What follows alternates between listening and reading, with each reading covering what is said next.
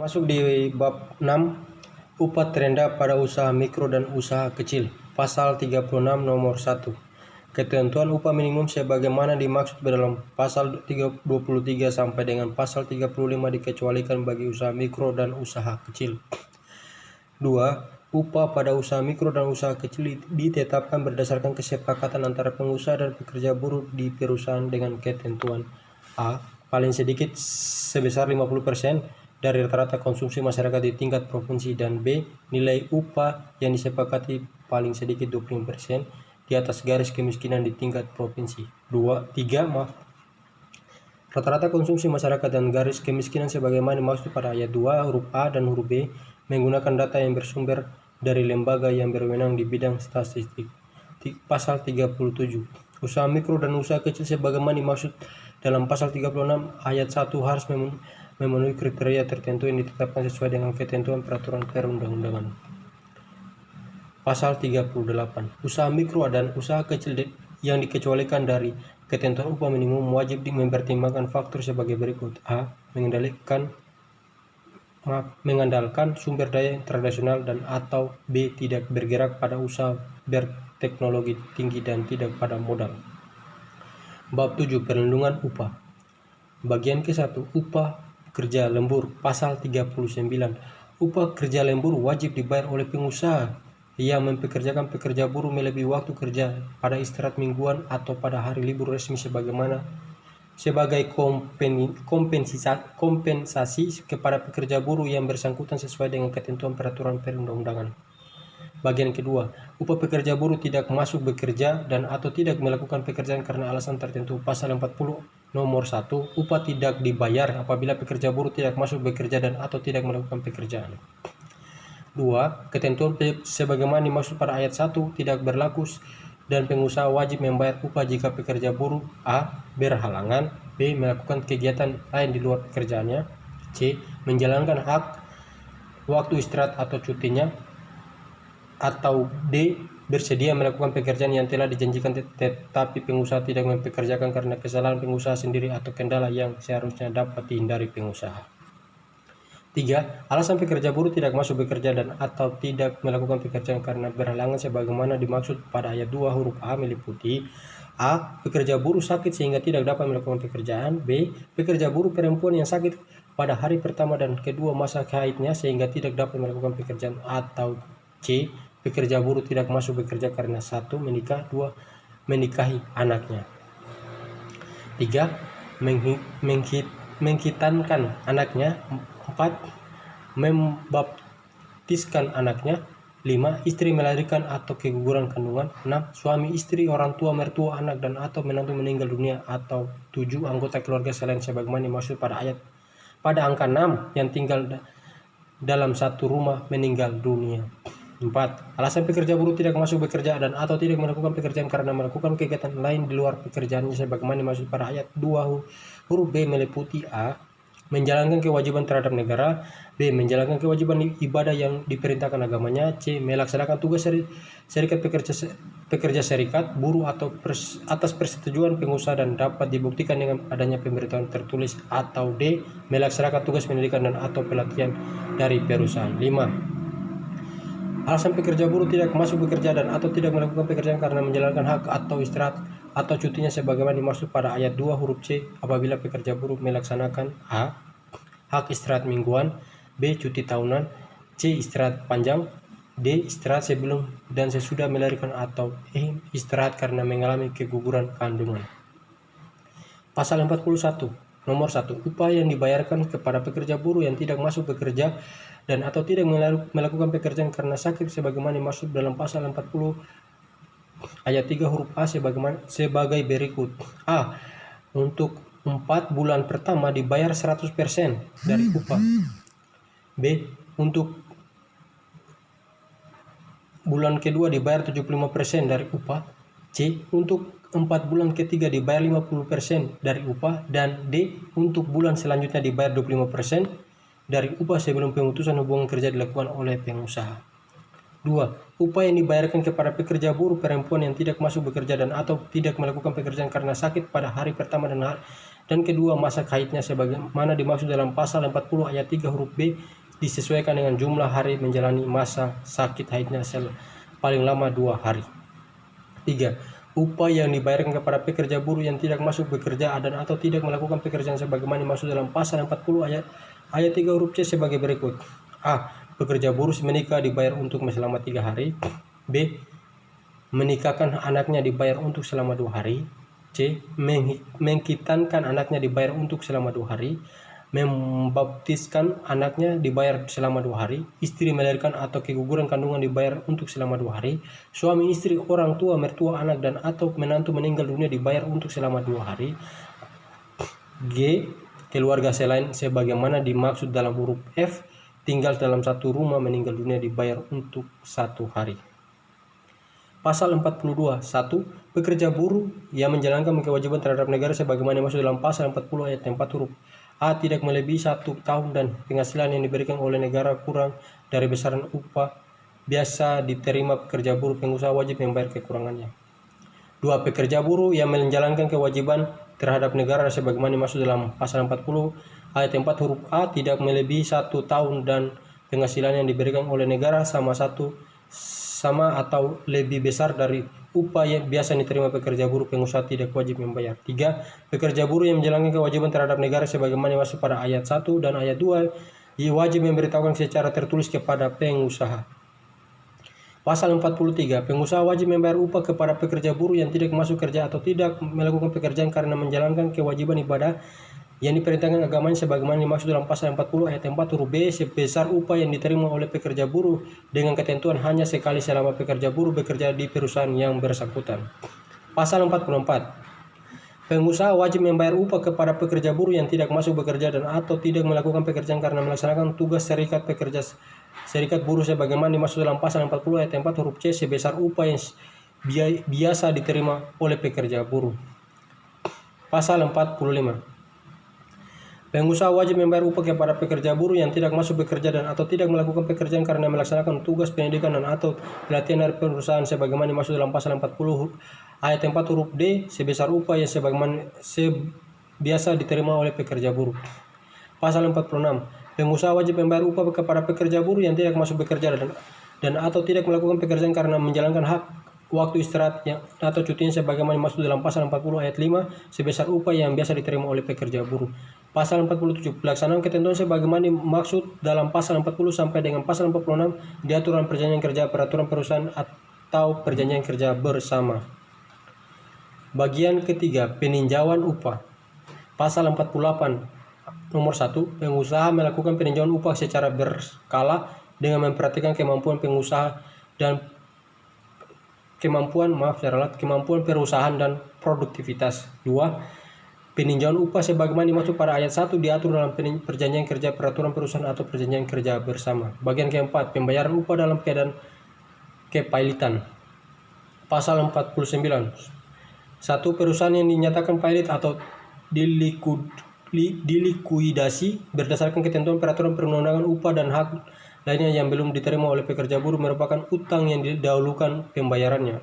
2. Upah pekerja buruh sebagaimana dimaksud pada ayat 1 didahulukan pembayaran sebelum pembayaran kepada semua kreditur. 3. Hak lainnya dari pekerja buruh sebagaimana dimaksud pada ayat 1 didahulukan pembayaran atas semua kreditur kecuali kepada para kreditur pemegang hak jaminan kebendaan. Pasal 50. Apabila pekerja buruh jatuh pailit, upah dan segala pembayaran yang timbul dari hubungan kerja tidak termasuk dalam kepailitan kecuali ditetapkan oleh hakim dengan ketentuan tidak melebihi 25% dari upah segala pembayaran yang timbul dari hubungan kerja yang harus dibayarkan. Bagian kelima, penyitaan upah berdasarkan perintah pengadilan. Pasal 51. Apabila uang yang disediakan oleh pengusaha untuk membayar upah dan disita oleh juru sita berdasarkan perintah pengadilan, maka penyitaan tersebut tidak boleh melebihi 20% dari jumlah upah yang harus dibayarkan. Bagian ke-6, hak pekerja buruh atas keterangan upah. Pasal 52. 1. Pekerja buruh atau kuasa yang ditunjuk secara sah berhak meminta keterangan mengenai upah untuk dirinya dalam hal keterangan terkait upah tersebut hanya dapat diperoleh melalui dokumen perusahaan. 2. Apabila permintaan keterangan sebagaimana dimaksud pada ayat 1 tidak berhasil, maka pekerja buruh atau kuasa yang ditunjuk berhak meminta bantuan kepada pengawas ketenagakerjaan. 3. Keterangan sebagaimana dimaksud pada ayat 1 dan ayat 2 wajib dirahasiakan sesuai dengan ketentuan peraturan perundangan. Bab 8. Bentuk dan cara pembayaran upah. Pasal 53. Upah wajib dibayarkan oleh pengusaha kepada pekerja buruh yang bersangkutan. 2. Pengusaha wajib memberikan bukti pembayaran upah yang memuat rincian upah yang diterima oleh pekerja buruh pada saat upah dibayarkan. 3. Pembayaran upah oleh pengusaha dilakukan berdasarkan perjanjian kerja, peraturan perusahaan, atau perjanjian kerja bersama. 4. Upah sebagaimana dimaksud pada ayat 1 dapat dibayarkan kepada pihak ketiga berdasarkan surat kuasa dari pekerja buruh yang bersangkutan. Pasal 54. 1. Pembayaran upah harus dilakukan dengan mata uang rupiah negara kesatuan Republik Indonesia. 2. Upah sebagaimana dimaksud pada ayat 1 harus dibayarkan seluruhnya pada setiap periode dan per tanggal pembayaran upah. Pasal 55. 1. Pengusaha wajib membayar upah pada waktu yang telah diperjanjikan antara pengusaha, pekerja, dan buruh. 2. Dalam hal hari atau tanggal yang telah disepakati jatuh pada hari libur, hari diliburkan, atau hari istirahat semingguan, pelaksanaan pembayaran upah diatur dalam perjanjian kerja, peraturan perusahaan, atau perjanjian kerja bersama. 3. Upah dapat dibayarkan dengan cara harian, mingguan, atau bulanan. 4. Jangka waktu pembayaran upah boleh pengusaha tidak lebih dari 1 bulan. Pasal 56. Nomor 1. Pembayaran upah dilakukan pada tempat yang diatur dalam perjanjian kerja, peraturan perusahaan, atau perjanjian kerja bersama. 2. Dalam hal tempat pembayaran upah tidak diatur dalam perjanjian kerja, peraturan perusahaan, atau perjanjian kerja bersama, maka pembayaran upah dilakukan di tempat pekerja buruh bekerja. Pasal 57. 1. Upah dapat dibayarkan secara langsung kepada pekerja buruh atau melalui bank. 2. Dalam hal upah dibayarkan melalui bank, maka upah harus sudah dapat diuangkan oleh pekerja buruh pada tanggal pembayaran upah yang disepakati kedua belah pihak. Bab 9. Hal-hal yang dapat diperhitungkan dengan upah. Bagian ke-1. Umum. 1. Hal-hal yang dapat diperhitungkan dengan upah terdiri atas A. Denda, B. Ganti rugi, C. Pemotongan, D. Uang muka upah, E. Sewa rumah dan atau sewa barang milik perusahaan yang disewakan oleh pihak pengusaha kepada pekerja buruh, F. Utang atau cicilan utang pekerja buruh, dan atau G. Kelebihan pembayaran upah. 2. Hal-hal yang dapat diperhitungkan dengan upah sebagaimana dimaksud pada ayat 1 dilaksanakan sesuai dengan perjanjian kerja, peraturan perusahaan, atau perjanjian kerja bersama. Bagian kedua. Denda. Pasal 59. 1. Pengusaha atau pekerja buruh yang melanggar ketentuan dalam perjanjian kerja, peraturan perusahaan, atau perjanjian kerja bersama karena kesengajaan atau kelalaiannya dikenakan denda apabila diatur secara tegas dalam perjanjian kerja, peraturan perusahaan, atau perjanjian kerja bersama. 2. Dalam hal denda tidak diatur dalam perjanjian kerja, peraturan perusahaan, atau perjanjian kerja bersama, maka pengenaan denda mengacu pada ketentuan yang berlaku dalam peraturan pemerintah ini. Pasal 61. Denda kepada pengusaha, pekerja, atau buruh sebagaimana dimaksud dalam pasal 59 dipergunakan hanya untuk kepentingan pekerja buruh. 2. Jenis pelanggaran yang dapat dikenakan denda, besaran denda, dan penggunaan uang denda diatur dalam perjanjian kerja, peraturan perusahaan, dan atau perjanjian kerja bersama. Pasal 61. Pengusaha yang terlambat membayar dan atau tidak membayar upah sebagaimana dimaksud dalam pasal 55 ayat 1 dikenai denda dengan ketentuan A. Mulai dari hari ke-4 sampai hari ke-8 terhitung tanggal seharusnya upah dibayar dikenakan denda sebesar 5% untuk setiap hari keterlambatan dari upah yang seharusnya dibayarkan. B. Sesudah hari ke-8 apabila upah masih belum dibayar dikenakan denda keterlambatan sebagaimana dimaksud pada huruf A ditambah 1% untuk setiap hari keterlambatan dengan ketentuan 1 bulan tidak boleh melebihi 50% dari upah yang seharusnya dibayarkan. Dan C. Sesuai sebulan upah masih belum dibayar dikenakan denda keterlambatan sebagaimana dimaksud pada huruf A, dan huruf B ditambah bunga sebesar suku bunga tertinggi yang berlaku pada bank pemerintah. 2. Pengenaan denda sebagaimana dimaksud pada ayat 1 tidak kehilangan kewajiban pengusaha untuk tetap membayar upah pekerja buruh. Pasal 62. 1.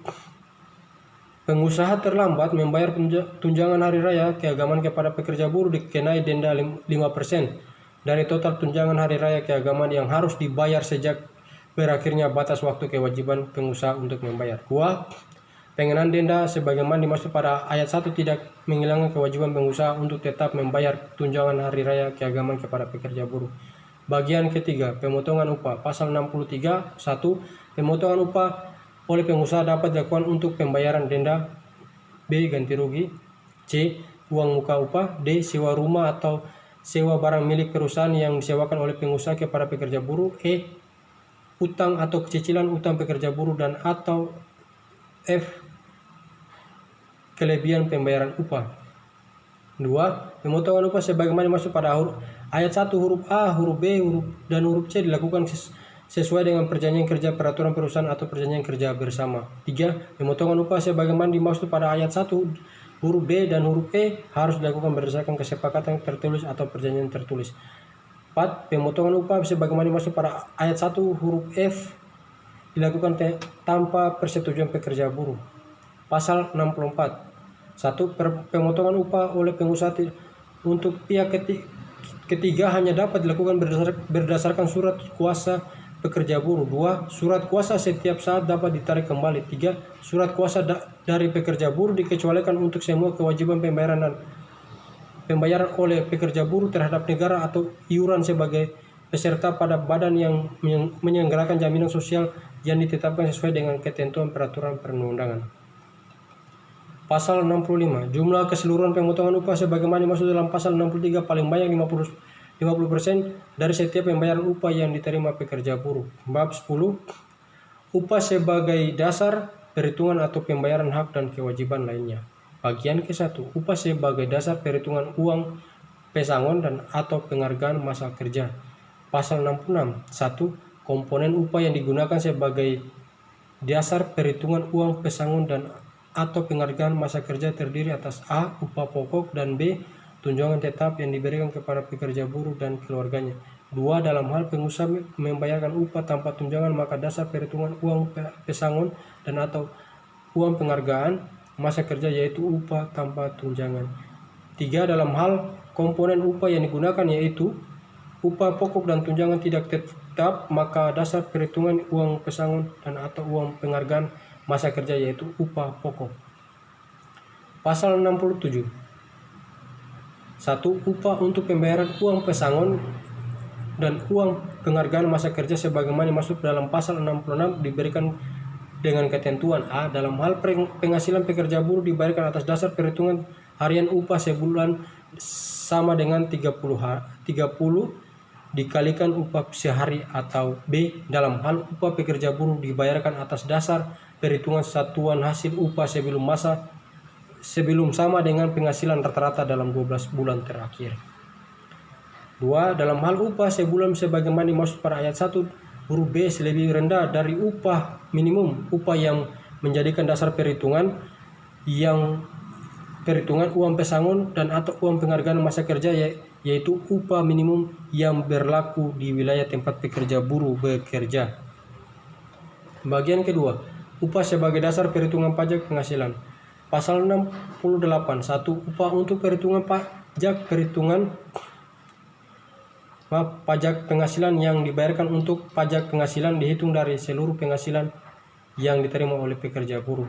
2. Pajak penghasilan sebagaimana dimaksud pada ayat 1 dapat dibebankan kepada pengusaha atau pekerja buruh yang diatur dalam perjanjian kerja peraturan perusahaan atau perjanjian kerja bersama. 3. Upah untuk perhitungan pajak penghasilan dilakukan sesuai dengan ketentuan perundang-undangan.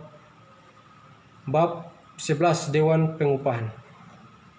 Pasal 69. 1. Dewan Pengupahan terdiri atas Dewan Pengupahan Nasional dan B. Dewan Pengupahan Provinsi. 2. Dalam hal diperlukan dapat dibentuk Dewan Pengupahan Kabupaten Kota. Pasal 70. Dewan Pengupahan Nasional dibentuk oleh Presiden. 2. Dewan Pengupahan Provinsi dibentuk oleh Gubernur. 3. Dewan Pengupahan Kabupaten Kota dibentuk oleh Wali Kota.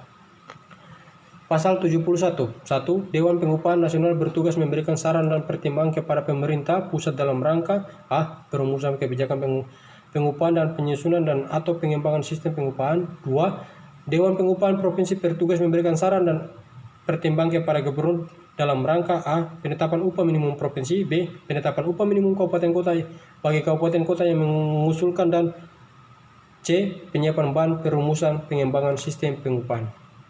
3. Dewan Pengupahan Kabupaten Kota bertugas memberikan saran dan pertimbangan kepada Bupati Wali Kota dalam rangka A. Pengusulan upah minimum Kabupaten Kota, dan B. Penyiapan bahan perumusan pengembangan sistem pengupahan. Pasal 72. 1. Keanggotaan Dewan Pengupahan terdiri atas unsur pemerintah, organisasi, pengusaha, serikat, pekerja serikat, buruh, akademisi, dan pakar. 2. Keanggotaan Dewan Pengupahan dari unsur pemerintah bersifat melekat pada jabatan ex officio. 3. Keanggotaan Dewan Pengupahan dari unsur pemerintah, organisasi, pengusaha, dan serikat pekerja serikat buruh dengan komposisi perbandingan 2:1:1.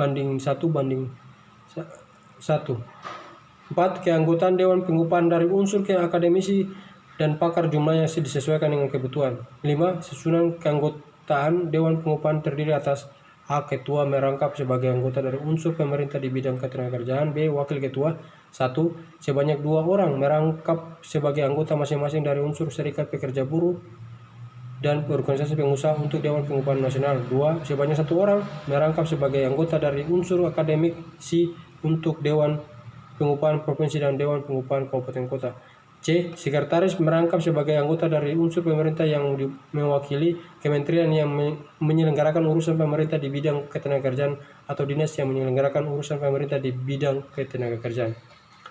6. Keseluruhan anggota Dewan Pengupahan sebagaimana dimaksud pada ayat 1 berjumlah gasal. Pasal 73. 1. Untuk mendukung kelancaran pelaksanaan tugas rutin Dewan Pengupahan Nasional, Dewan Pengupahan Provinsi, dan Dewan Pengupahan Kabupaten Kota dibantu oleh sekretariat.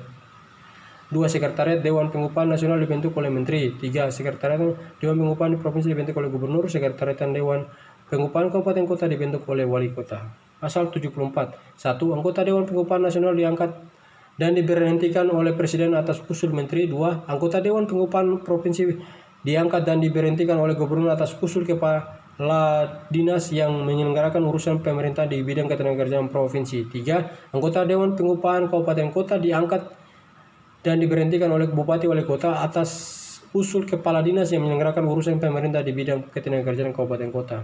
4. Ketentuan lebih lanjut mengenai tata cara pengangkatan dan atau pemberhentian Dewan Pengupahan diatur dengan Peraturan Menteri. Pasal 75. 1. Untuk dapat diangkat menjadi anggota Dewan Pengupahan, calon anggota harus memenuhi persyaratan: A. Warga negara Indonesia. B. Pendidikan paling rendah lulusan strata S1 untuk Dewan Pengupahan Nasional dan Dewan Pengupahan Provinsi. C. Berpendidikan paling rendah lulusan diploma 3 untuk Dewan Pengupahan Kabupaten Kota. Dan D. Memiliki pengalaman atau pengetahuan bidang pengupahan dan pengembangan sumber daya manusia. 2. Anggota Dewan Pengupahan dari sumber organisasi pengusaha dan serikat pekerja serikat buruh diangkat untuk 1 kali masa jabatan selama 3 tahun, dapat diangkat kembali hanya paling lama 1 kali masa jabatan berikutnya. 3. Anggota Dewan Pengupahan dari unsur akademisi dan pakar yang diangkat 1 kali masa jabatan 3 tahun dan dapat diangkat kembali hanya untuk paling lama 2 kali masa jabatan berikutnya. 4. Selain berakhirnya masa jabatan, anggota Dewan Pengupahan diberhentikan jika A. mengundurkan diri, B. selama 3 bulan berturut-turut tidak dapat menjalankan tugasnya, C. dihukum karena melakukan tindak pidana dengan putusan pengadilan yang telah mempunyai kekuatan hukum tetap, D. melanggar ketentuan yang diatur dalam tata kerja Dewan Pengupahan dan E. diusulkan oleh organisasi atau instansi yang bersangkutan untuk diganti karena terjadi perubahan organisasi. 5. Penggantian anggota Dewan Pengupahan yang diberhentikan dengan alasan sebagaimana masuk pada ayat 4 diusulkan oleh A. Menteri Kepala Presiden setelah menerima usulan dari kementerian terkait atau organisasi yang bersangkutan bagi anggota Dewan Pengupahan Nasional. B. Kepala dinas yang menyelenggarakan urusan pemerintah di bidang ketenagakerjaan provinsi kepada Gubernur setelah menerima usulan dari dinas yang menyelenggarakan urusan pemerintah di bidang terkait di provinsi atau organisasi yang bersangkutan sebagai anggota Dewan Pengupahan Provinsi. C. Kepala dinas yang menyelenggarakan urusan pemerintah di bidang ketenagakerjaan Kabupaten Kota kepada Bupati Wali Kota setelah menerima usulan dari dinas yang menyelenggarakan urusan pemerintah di bidang terkait di Kabupaten Kota atau organisasi yang bersangkutan bagi anggota Dewan Pengupahan Kabupaten Kota. 6. Dalam hal anggota Dewan Pengupahan mengundurkan diri atas permintaan sendiri sebagaimana maksud pada ayat 4 huruf A, permintaan disampaikan oleh anggota yang bersangkutan kepada A. Menteri dengan ketembusan kepada organisasi atau instansi yang mengusulkan untuk diajukan kepada Presiden bagi anggota Dewan Pengupahan Nasional. B. Kepala dinas yang menyelenggarakan urusan pemerintah di bidang ketenagakerjaan provinsi dengan tembusan kepada organisasi atau dinas yang mengusulkan untuk diajukan kepada Gubernur bagi anggota Dewan Pengupahan Provinsi. C. Kepala dinas yang menyelenggarakan urusan pemerintah di bidang ketenagakerjaan kabupaten kota dengan membuat kepada organisasi atau dinas yang mengusulkan untuk diajukan kepada Bupati Wali Kota bagi anggota Dewan Pengupahan Kabupaten Kota. 7. Ketentuan lebih lanjut mengenai tata cara penggantian anggota Dewan Pengupahan diatur dengan Peraturan Menteri